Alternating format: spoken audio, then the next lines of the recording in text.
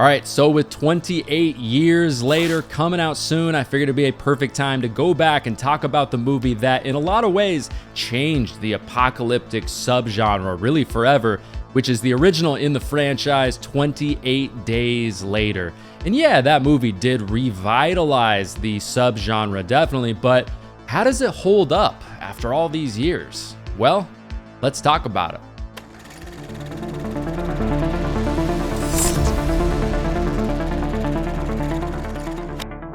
What is up, everyone? Welcome to Mad Blood and welcome to movie number 1 in my 28 Days Later review series leading up to 28 years later, which of course we're going to start off by talking about the original 28 Days Later, which was released in 2002 in the UK and then released later in 2003 in the United States. But one thing interesting right away about 28 Days Later is that up until this point in time in this subgenre, usually zombies or infected or just post-apocalyptic movies just in general, those creatures were kind of these slow-moving, working in hordes, mindless creatures navigating that movie, grabbing people along the way. But one of the biggest reasons why I think this movie just popped is because immediately in this movie, something just felt different. Now, not only did this movie look very different because they shot a lot of this movie on those Canon DV cameras, but these weren't really zombies. They were these infected things that were really suffocating, fast as hell, and then also just full of like this crazy rage. So yeah, you could say because of this new take on zombies or infected or whatever you want to call it, plus on top of that, really focusing on these characters and their journey and their emotions really helped to revitalize this subgenre, which to me is easily one of my favorite subgenres, not only in horror, but just in movies, just in general. I mean, anytime a new movie comes out or a new TV show comes out in this subgenre, I am there. And basically the premise of 28 Days Later is we have this group of activists who release these chimps that are infected with this rage virus that they don't know about. The group of scientists are testing this on them to potentially use it for chemical warfare. And when these things get out, shit absolutely just immediately hits the fan for the entire world. Then 28 days later, we follow Jim, played by Cillian Murphy, this guy who was in a coma while everything went down. He wakes up in the hospital and we follow his journey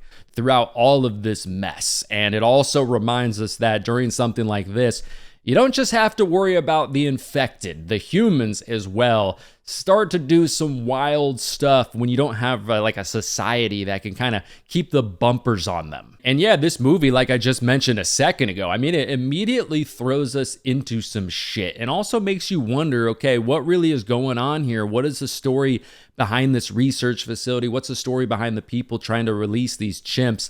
But shit, like I said, absolutely hits the fan as they're releasing these guys, this scientist. You can see the panic on his face, but we don't really know why. But as soon as they release him, you can see the absolute rage in these things. And even more concerning than that is whatever is in their blood.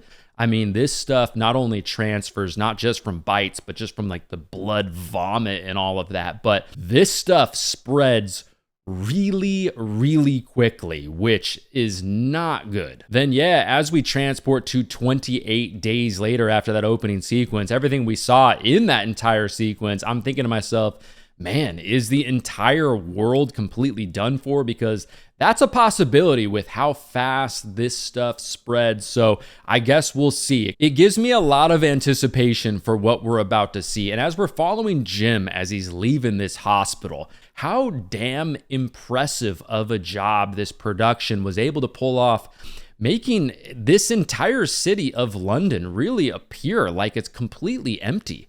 I feel like nowadays you would have to use so much CGI even to have a chance of pulling something like this off. I feel like it would be damn near impossible, just the angles and the timing of all of it, to really decide which memorable parts of the city they're going to show, they're going to try to even shoot during this particular time of day, which moments they're going to try to kind of pan out and where they can and when they can kind of pull that particular shot off in order to show the expansiveness and the eeriness and the creepiness of this entire outbreak and just how empty and lonely this world is. I think they just absolutely knocked it out of the park and really made this entire city of London feel not only realistic in an outbreak like this, but also just some great eeriness to this pandemic. Now, this is probably a little bit of a nitpick, but I feel like my only gripe with this sequence as we're following Jim as he's going about in London and they're showing us the expansiveness and the emptiness of London just in general is I feel like there would be dead bodies literally everywhere. I mean, this infection doesn't vaporize you. It doesn't send you to like a Minecraft nether portal or anything like that. And I get that it is daytime, and technically they do tell us that daytime is the best time to travel or avoid these things. But still, there would be so many casualties amongst just the pure madness of like a worldwide or really just citywide collapse like this. Plus, if the entire city of Manchester was still in a blaze of fire, London would also be pretty damn smoky. I mean, I live in California. I would know. But, we'll kind of let that slide a little bit and suspend our disbelief because, like I said, also, definitely a bit of a nitpick. And again, there's something about the way this movie looks that is very, very unique to me. And what I mean by that is I'm not necessarily saying I have not seen a TV show or a movie that looks like this. It very much looks like kind of an early 90s, low budget British television type of a thing. But at the same time, there's something about this movie. It doesn't look cheap. And I think a big reason why is the way that it's acted, the cleverness of the story in this movie, the unique shots that they decide to take in this movie. It makes the way that this movie looks feel more intentional than just like something that would be a budget constraint like you might think at first. There's just something that feels intentional about it instead of like, well, these are the only cameras we could afford or this is the only type of technology that was available during this era. No, you can clearly just feel this was a certain look that they wanted to go for in this movie to make it feel like we're moving around with these characters.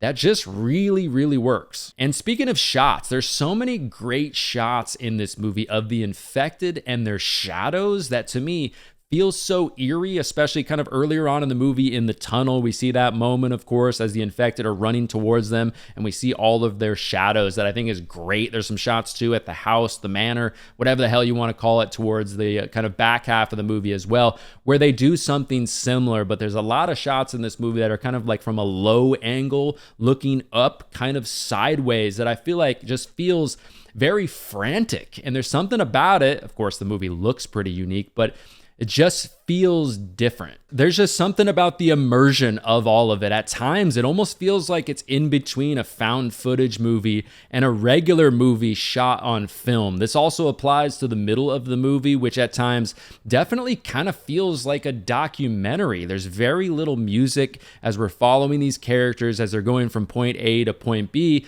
And yeah, we do have some dream sequences in the middle portion of the movie, but we're mostly just in the present with these characters. Like nothing really feels fake or digital.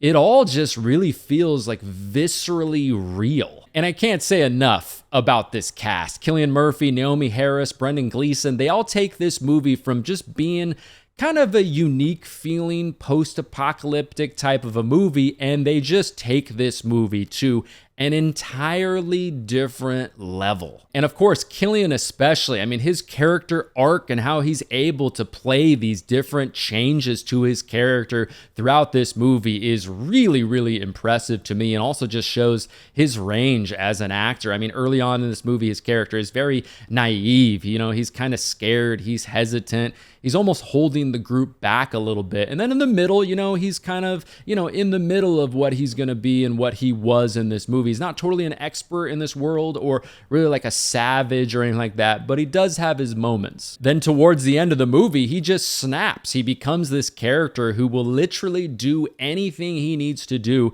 to protect the last remaining people that he cares about on this planet. And it just shows you why we know him today as an actor who can not only play this like ruthless gangster in a show like Peaky Blinders, and then twist it all around and play a world-renowned scientist in a movie like Oppenheimer. But unfortunately for Cillian and the rest of his group, as they go about this movie, heading towards this signal that they heard on the radio, they end up just finding out that it is just a group of these dudes who have like this infected human as basically like a pet dog. And I can't lie, I mean, as soon as they meet this group, and even before this group reveals their cards, there's just something about it that I'm thinking to myself, I'd probably rather just be out there on my own. I mean, you've got this dipshit cooking your meals. You're probably going to end up dying from diarrhea anyways. I mean, yeah, they do have hot water and they do have assault rifles, so, it could be worse, I guess. And just to rewind just a little bit to an earlier point in the movie, which to me immediately made this movie feel very different than a lot of other post-apocalyptic movies, is when they were in Cillian Murphy's, childhood home. He's going there to visit to see kind of what happened to his parents, kind of have some finality and just kind of close that chapter of his life. And then the infected start to rush in, and that guy Mark, we guess, gets bitten. It's just frantic and crazy. We're not really sure.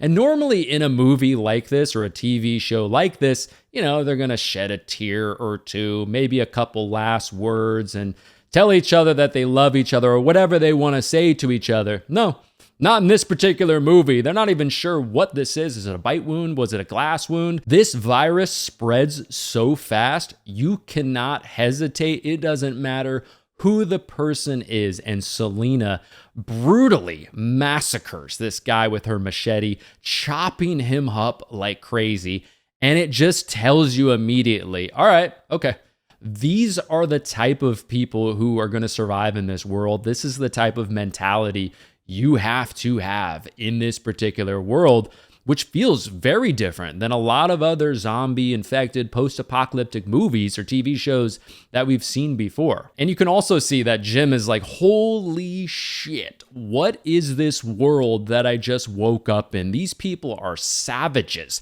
They will clearly do anything they need to do to survive in this world. And also on top of that, fortunately, it's also telling us right away that Naomi Harris's character is going to be better than she was, at least in that first James Bond movie, as Moneypenny. Of course, that movie comes out way later than 28 Days Later, but I just recently watched that Bond movie, so luckily for her, immediately is telling me, all right, her character is going to be way more of a badass. She's going to be a character I'm actually going to root for in this movie, because at least in that first James Bond movie that she's in, she's kind of a bumbling idiot who's definitely holding Bond back. She's a character I don't root for at all.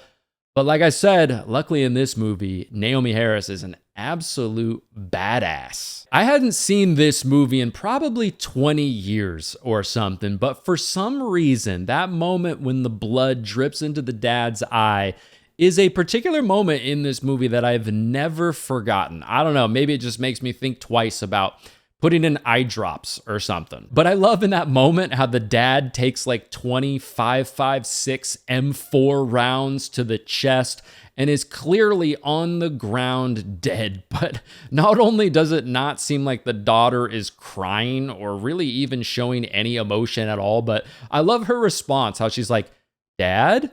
Like he's gonna get up and give her a hug or something. And I actually do watch a lot of British TV and a lot of British movies with my wife. I've been to the UK, love it over there. I cannot wait to go back. But being an American, this movie has so much in it that makes it unique simply because it's British. Usually most American post-apocalyptic TV shows or movies I do enjoy, but they have a very American style to them. Whereas in this movie with, the British jokes, the little nuances of how people interact with each other, the guys in the British military, the iron brew on the shelves that we see at certain points in the movie, just stuff like that.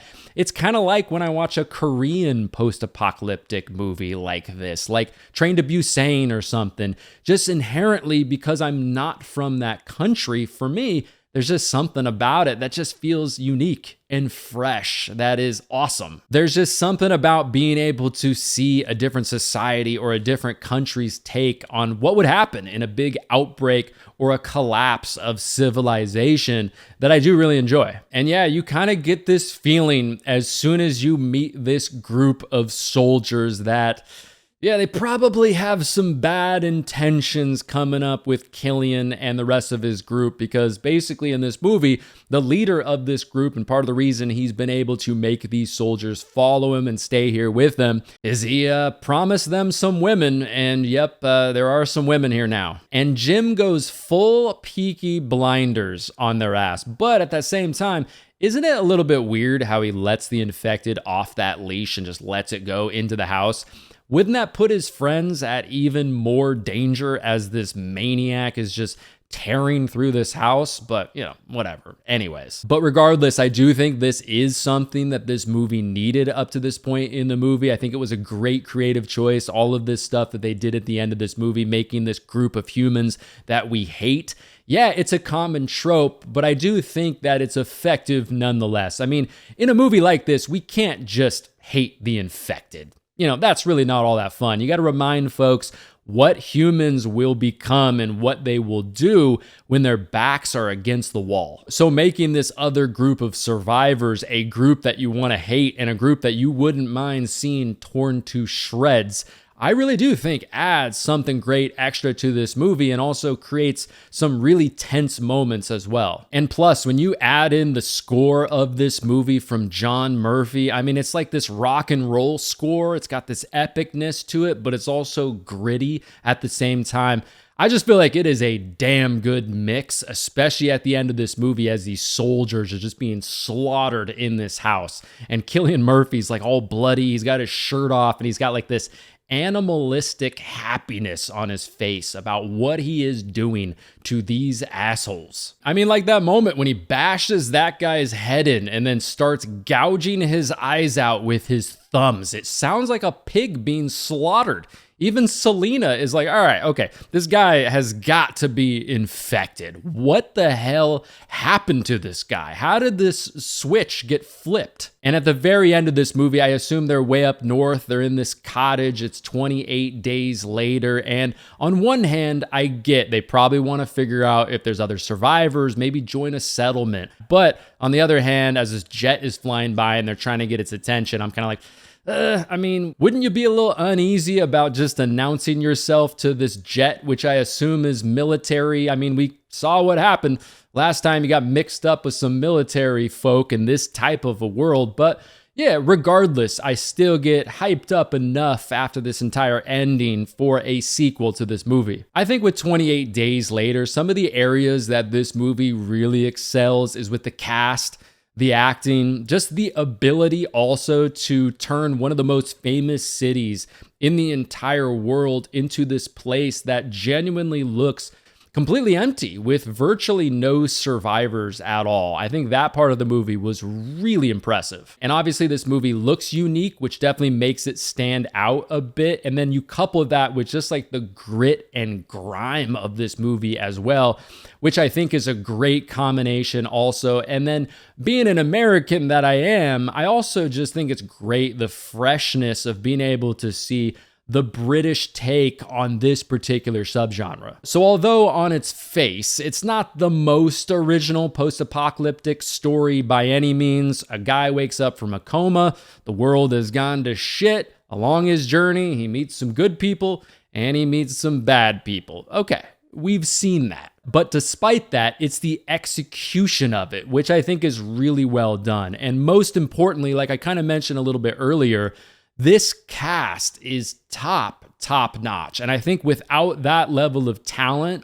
this movie just wouldn't be the cult classic movie that it is. I mean, what Danny Boyle and Alex Garland gave us in this movie was really, really solid. Yeah, definitely, without question, has some uniqueness to it and some freshness and some new things we've never seen before. But this cast and everybody, like Cillian Murphy and the other people in this cast, I mean, they take what they gave them to an entire different level. Now, like I mentioned earlier, I am a massive fan of this subgenre. Really, any movie or TV show that comes out in this subgenre, I eat it up. But if you're somebody who's maybe a little bit more lukewarm on this subgenre, I could see why you would think that this movie is just kind of okay. I mean, this movie is by no means going to have that like massive cinematic feel of a zombie or post-apocalyptic movie like the 2013 movie World War Z or anything like that. But hey, I love it. I think 28 Days Later is a damn good movie, and even all these years later,